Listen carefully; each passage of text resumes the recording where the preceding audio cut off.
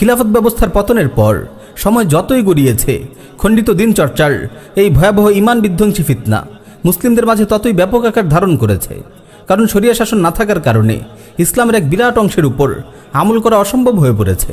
মুফাক্কির ইসলাম সৈয়দ আবুল হাসান আলী নদভী রাহিমাহুল্লাহ বেশ স্পষ্ট ভাষায় বিষয়টি বুঝিয়েছেন।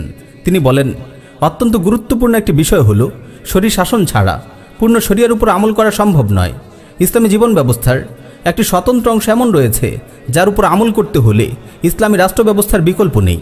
ইসলামী শাসন ব্যবস্থার অনুপস্থিতিতে কোরআনের একটি বড় অংশ আমলের উপযুক্ততা হারায়। খোদ ইসলামের সুরক্ষাও শক্তি ছাড়া অসম্ভব।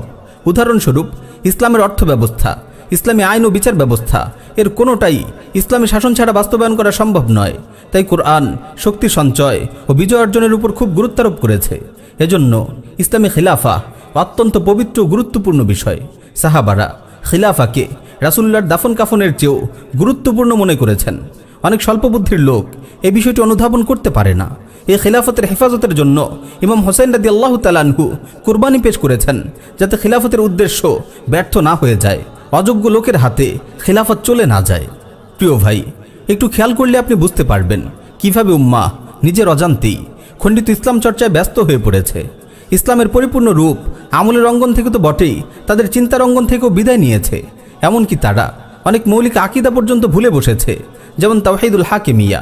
আল্লাহ ছাড়া বিধান দেওয়ার অধিকার কারো নেই। আল্লাহর দেয়া জীবন বিধান কোরআনই মুসলিমদের একমাত্র সংবিধান।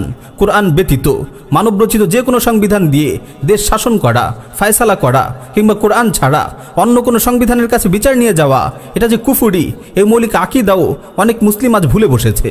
নাউযুবিল্লাহি মিন যালিক।